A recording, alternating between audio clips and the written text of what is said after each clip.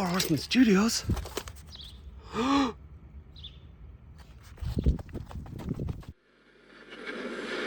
wallet is sobbing. I can hear it. I can hear it in the hall now. It is breaking down, crying. It turns out that Attila, the arrogant so-and-so, he's got a fake hammer. Oh, a fake? Yeah. Whoa. As I say, dick. Did you guys get one as well? One what? Whoa, yeah, What? You didn't get one? Haha, Rich got left out. What? Yeah,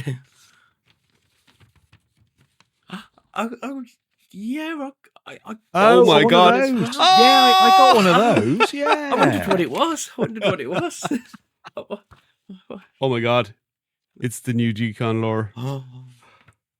So Right, exciting. We got to get to recording this and then we'll be back to talk about it. Definitely.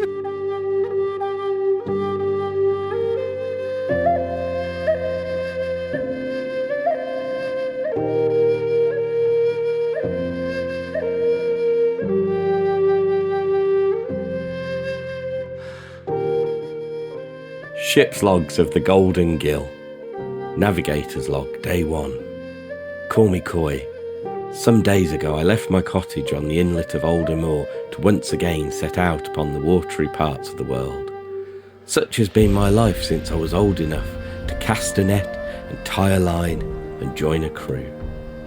We're now on our way. We set our course a few days past, and after waiting for the winds to be favourable and the threat of the seafarers to be minimal, we set off from the port at Amur Bay. I'm recording these logs since, as the navigator of the vessel, this is my responsibility. All logs, along with a faithful accounting of our catch, will be presented to the Fishers Guild upon our return to port. In the event that we befall some calamity upon our voyage and these logs are found, we request that they be presented to the bursar of the guild for final inspection and review of our expedition. I sail aboard the Golden Gill alongside a crew of fellow Amurians. Most of us have sailed together for many years and are well known to each other. This will hopefully make for a pleasant and predictable voyage, as we each know our duties and our routines and are all focused on the goal at hand. We head for the waters of the Great Sea off the islands of Hokkatau. This season has been a rough one for all of us in the guild. Our nets have been light, and all are worried of what the dry season will bring if our fortunes do not turn. This is why we head out now. We seek a cracking gill. That one catch could change everything for our crew and see us set well through the dry season and more. Even if we do not find the K-gill, it is also gorefish season and time for their annual migration. Our plan, should our hunt come up empty, is to net some gorays on our way back home. They would not do us as nicely, but it would keep the crew and their families fed for the rest of the season at least. We sail with an empty hold and aim to return with it full one way or another. The sun is out now and the winds are friendly. This is all we can ask for as we sail west towards our fortunes. We shall return to port within 1 month should we find the cracking gill in the waters near Hokkatau. 2 months if we need to hang around the Cape for gories, or if we have to avoid farers along the way. Those are troubles for another time. For now, we thank the winds for their breath, the sun for its warmth, and we pray that the sea blesses us with a bounty from its depths. Navigator's log, day 4. The voyage has been a quiet one so far, which is a good thing. Quiet is the friend of the sailor in the early days of any excursion. Our route has been clear, no signs of farers. We have a few days ahead of us before we come upon cracking gill waters and a few days still to Hokkatau. Not much to report, but we'll try to log every few days at least. Navigator's log, day 10. Seas remain quiet, which is becoming less of a good thing. We enter cracking gill territory a few days past. We've slowed our sails as we hunt, but so far we have come up empty. We circled around to add a few days to our voyage to try and find our quarry, but so far the seas have not answered our prayers for their bounty. Morale remains largely positive, but we all know how important this hunt is, and I wonder how long the mood will stay light. Navigator's log, day 12. Seafarers spotted today. It's no surprise that we have finally seen the League. We are coming up on Hokkatau, which has long been known as one of the Seafarers League's base of operations. Our vessel is smaller and faster than most League ships, and we easily distanced ourselves from them, but we'll need to be cautious as we make for port. I will suggest to the captain that only those who have to leave the ship for official business should do so. It will win no thanks from the rest of the crew, but there are many spying eyes in port. Navigator's log, day 13. As expected, the crew was less than pleased with the captain's orders and on-board assignments while in port at Hokkatau, but the grumbling was minimal. We saw 2 fairer ships outside of the channel on our way in, which probably helped take the bite out of any complaint the crew may have had on the order. I have been selected to head off ship to help gather information. The Fishers Guild maintain offices here in Hokkatau, and we can find the latest catch accounts there. That should help us decide which waters to head to next. I will update this log once I return. Navigator's log, day 14. We are not alone in our empty nets. Seems as if the sea has decided to withhold its gifts from many this season. Catch counts in Hokkatau are the lowest in many years, which does not bode well for our hunt.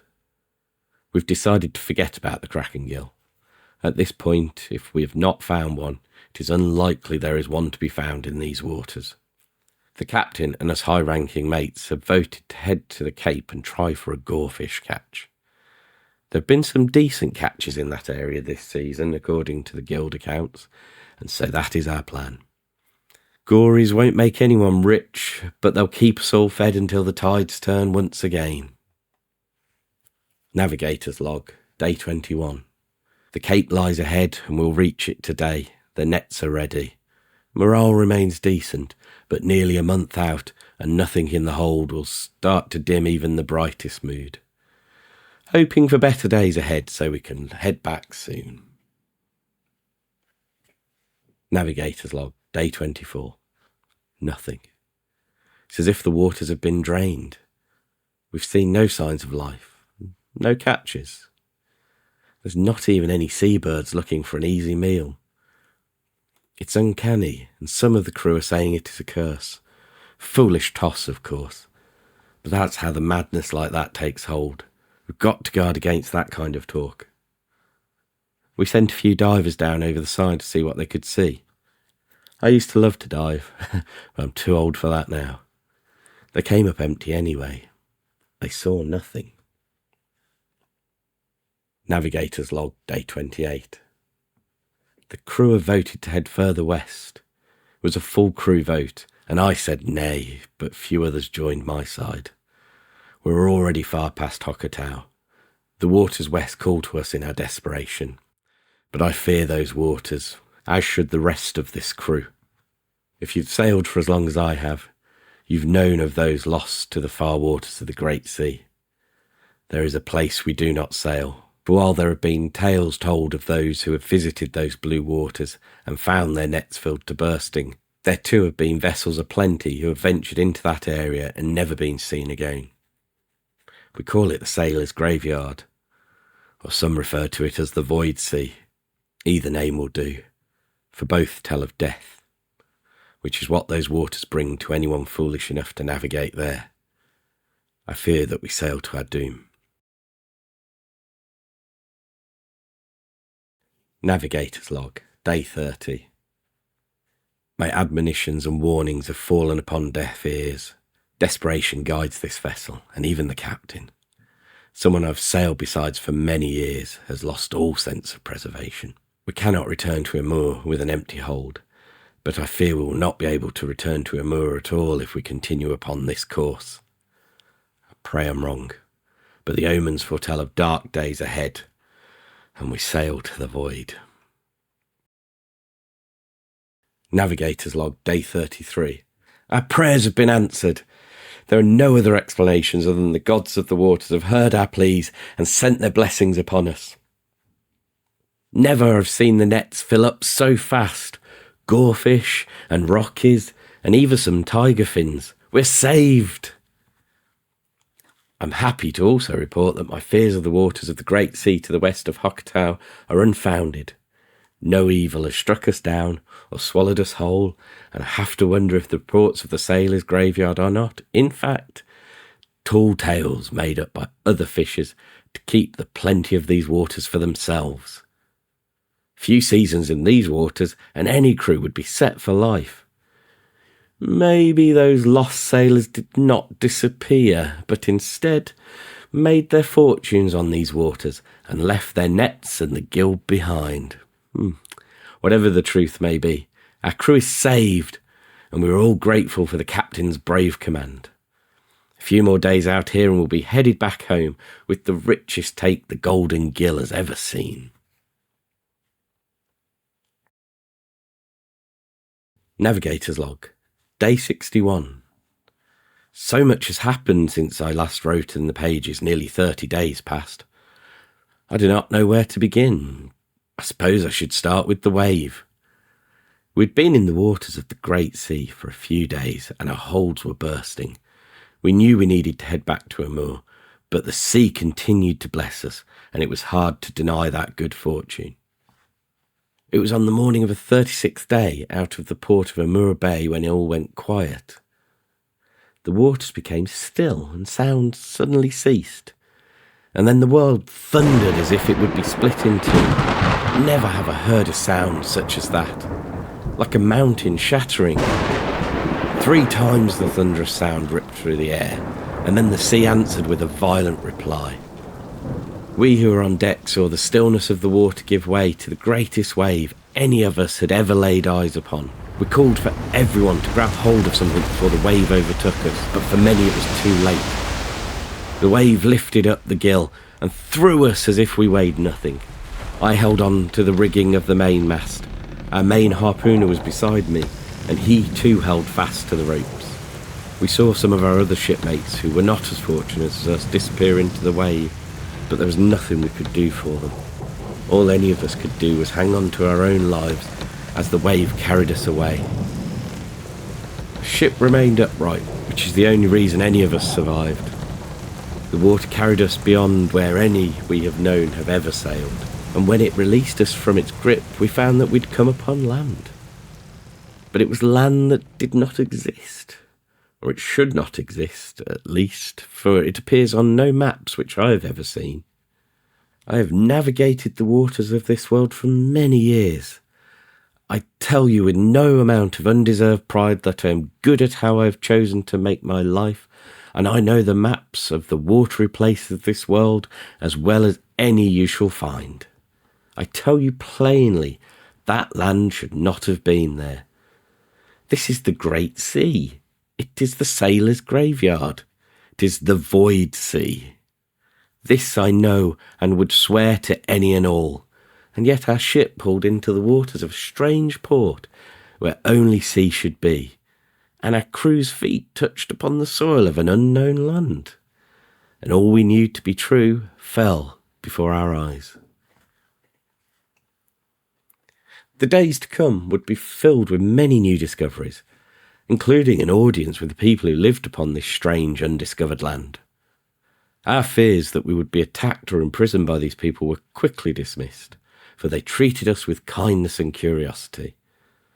They were as surprised to see us as we were to see them.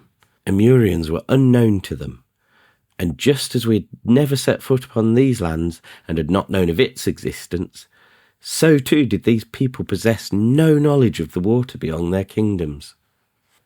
The port we landed in was called Eagle's Port, in a kingdom they told us was named Ethros. Interestingly, while these people were unknown to us, and we to them, the name Mythos was upon both our lips, for they called their world Mythos the same as we. This alone is evidence of some connection between our two peoples. That connection is perhaps long forgotten, but it is there, and I will have no argument that it is not. Both of us, we and they, are of this world, and I called their land New Mythos for my own sense of this new world versus the Mythos I've known since birth. As I have just written, our crew was treated with kindness and all assistance needed was quickly and generously given.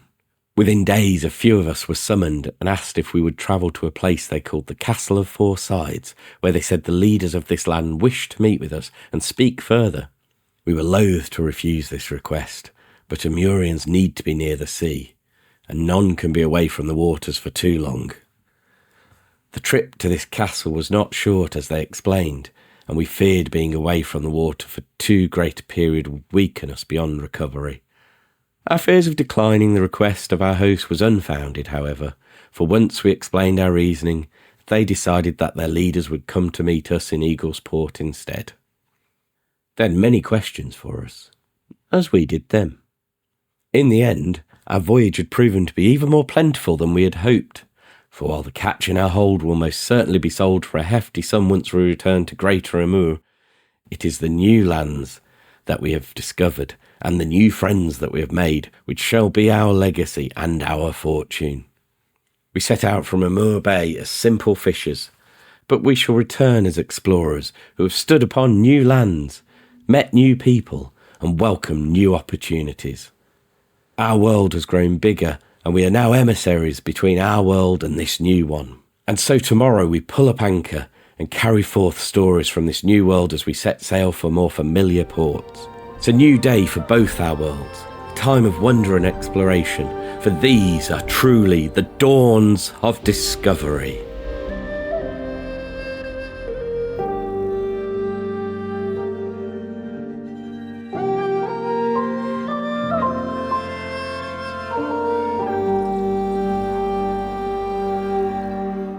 Right, so the Dawns of Discovery is the new GCon wave. Very cool. We got lore, and we got a proper amount of lore there. Any lore is good lore, but that was like story, horror of Einzmal kind of length story. So super exciting. Seems to be quite a hopeful story in the main. Yes, obviously yeah. some stuff happened, that was quite scary. People probably did lose their lives on that ship. Quite a lot of them by the story. Yeah. By the sounds of it, yes. But all NPCs, non-playable. No, I don't mean to make light. Of course, very, very potentially important characters that we lost there, but we do have some new characters coming along, and it seems like an Eastern vibe going on here. Definitely sounds like it, doesn't it? Yes. Well, I when I read the story the first time, I looked at Amur, because I was like Amur, however you want to say it, because I was just intrigued. Is that a place or whatever? And I sort of said to you guys, didn't know, that looks like that's an area in Asia between Russia and China, and then Rich, you shared the little pearl of wisdom that was about the largest tigers in the world are Amur tigers that live in Russia. Yeah. So I instantly recognised the name from that. It's like, oh, hello. Yeah. Cat people then. They are cat people. Oh. Well, that's funnily enough. That's as we were about to start recording, my thoughts on what it could be changed to that. Yeah, if it's a tiger person, I'm just going to pass out. An Eastern-styled tiger person. Oh. Can you imagine? So that's rubbing the thighs with excitement. Jeremy has consistently said that Rich is going to be super bowled over, whatever. I can't remember the exact quote, but he's basically going to be blown away by this wave. So, Rich, we know your hotspots. Eastern is obviously one of them, Absolutely. So, another one is lizard people. So you never know; they might be going down that route. Or looking at the story and everything, I think we're sort of in agreement, aren't we, guys? It's more likely to be some sort of sea-based creature type thing. There is that line, isn't there, about they can't stay away, they can't be away from the water for too long because they might die, which points to some sort of aquatic themed creatures, maybe. Yeah, and I'm guessing because they're fishing, there won't be fishmen. Yeah, that was my thought. Although, there is a chain of evolution even among the fish. This is true. This is very true. Although then also the main character is called Koi, which Oh fish. God, I didn't think of that. Oh my God, if he's an actual koi, oh my Lord. One could imagine him with long little dangly tentacles, like tendrils, like God, a Mal. beard. If just Well, when you you're not know- here now, I'll be hugging and kissing you. You know, a few days time. I'm gonna have to take a fan with me or something into the GCon, just like calm down. We'll just ask at reception. You know, we Yeah. don't need a hairdryer. You mean you've seen the guys? We need a fan. No, Have you got not one the that little blows one you put in your window. You know, the big massive one. Yeah. Yeah. So yeah. But no, Mal, I'll let you lead on your idea, Mal, but it's the one I hope that's right. Oh, me, what? So, yeah, that it's perhaps more likely to be crustacean-y type people. Yeah, that it just feels a bit odd, fishing for fish, doesn't it? Oh, well, what is made to sound like fish, even if it's... although the K-gill sounds more like some kind of... Well, I think it's essentially a kraken, isn't it? But it's giant squid from the way it's described. Or not described, but what it's called. But that's Although what they're That's what they're fishing for. So Yeah. And part of me hopes it's not Kraken because in an ideal world, it would be crustaceans and cephalopods that man the ship. Yeah. An octopus guy, a squid guy, cuttlefish, Oh, whatever yeah, sort of true. thing. It's like Yeah. that's combination of those two types would be so exciting. So what characters do you think we're going to get then? I presume you're going to get the koi. Yeah, so I think was it you, Mal, that suggested like a captain as well? That would make sense. yeah, I sort of have gone with the it's a bit it's got like you say Horrors of Einsammal and Ox Crew vibes in terms of the story, hasn't it? Where characters are talked about, but we don't really get details. So Yeah. if we go with that, we're going to get Koi, the harpoonist, and the captain from the Golden Gill. Then I wonder if we'll get a couple of the farers, so they can do a couple of different styles of more bad guy characters. It's sort of hinted at. They kind of feel like the equivalent of the Thraxians, don't they, in the way they're kind of touched on, although we don't necessarily see them. And then you guys are sort of saying you think we'll get some characters from Etheros, won't you? yeah, that's definitely something on my list that I think. Yeah, and I think it's a really clever way that they've done it because they have, they announced last year they were going wider than what turned out to be the continent of Mythos. So they could have just jumped into another continent, but then there's a disconnect there, isn't there? So getting the ship to Etheros so that you can show a knight of Etheros and a cleric or something as well, sort of thing, and have them as part of the group, and then more of the new characters is a really clever way of doing it. The one thing that's in the back of my mind, and of course it can change, things can change, but Jeremy, when talking about and reading, when he did his, I think it was when he did his reading of the Einsammal story, hinted that the end of that would link to the new wave. So do you think the farers are the guys with the red sails? Possibly. I think in my head there were two different stories, and maybe we'll get mid-year wave next year that'll carry on the Einstein thing. But you're right, he did sort of hint that there'd be a connection. So maybe it is. Yeah, maybe they're the sort of piratey seafarer folk. Which I had a quick theory about that, didn't I, as well? That they could be Eastern-styled vampires. So maybe we'll get... Maybe that's what the farers would be. If we get crustaceans, cephalopods, and Eastern-style vampires, I'm going to be carried out. I should probably leave instructions for a will or something. So when I have a heart attack, just... Yeah. We'll need a co-host for our live show. Basically. I think Mal and I can carry it, but I think for our first time in front of an audience like that, assuming people turn up, it would be nice to have the dynamic of three people. So what were you thinking then, John, in terms of Etheros folk? Then? Were there any particular... I mean, the obvious one for me is maybe it's a way to get Aetheron in and have like a bombastic big boss character in the wave. Like, and that also connects to the old mythic world. It kind of gives people that are, really in that side of it and maybe aren't as open to new characters and new worlds. they've still got their, big classic Mythic Legions character, the bird body then being back. People will be happy about that. We know he's coming back in some shape or form, but obviously it would be a cool time to announce him as maybe the crescendo to this wave, Yeah. I mean, everyone's chomping at the bit to get him, aren't they? So Yeah. But, then it could be almost too much stuff, Well, that's what I was thinking. It's like, are they going to, in the past, it's been 10, 11 figures, including at least one mount. Is it going to be that many again? Or because I know Jeremy was saying on Curtis and Jesse's show, wasn't he, that they've got other stuff as well to fit in that 5 hours. Yeah. So it's like, so will it be a smaller wave and like 7 or 8 might be the way to go in future sort of thing, which might then impact on what we see. There's another thought though, then perhaps if they are going to do something like Aetheron and they've done a new bird body, could the Amurians be bird folk? I mean, it doesn't quite fit with the not being away, with the being away from it the doesn't water fit with so the much, blow and does rich it? away theory. No. I like the bird people, but no. And birds don't need to be near water. I mean, No, ducks maybe. Yeah, but really they don't need to be, do they? No.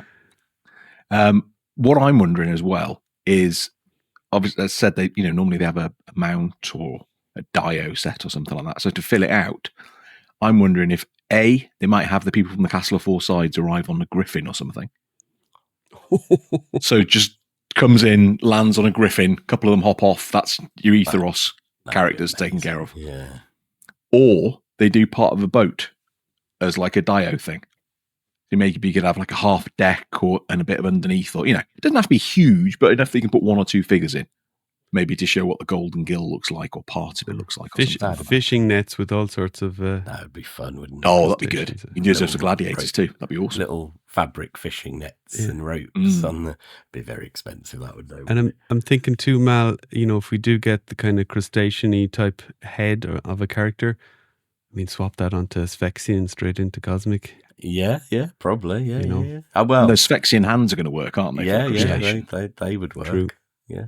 Well, that was then the other thing. Talking of dio pieces, I wondered, wasn't it? Not dio piece, but beast for that. I wondered if that thing, because there's that kind of a mystery of what created the wave, isn't there as well? Could that have? I mean, I feel like they'd have known if that was a K-Gill, but could we get a K-Gill and like a big tentacle monster of some sort, which is, we don't know what it looks like, but in my head, as I say, it's got that Kraken idea, so it'll have big long tentacles and that sort of thing. That's another option. I mean, we know that they're not afraid to do fully tooled beast, newly tooled beast character in one of these big waves, so it's one of the. I think it's all on the table, isn't it? Yeah. It's very, very exciting. Yes, just the Eastern theme in itself is enough to have me excited, and then when you start dropping in things like they can't be away from water too long and that sort of stuff, and you're like, oh, yeah. So that's it.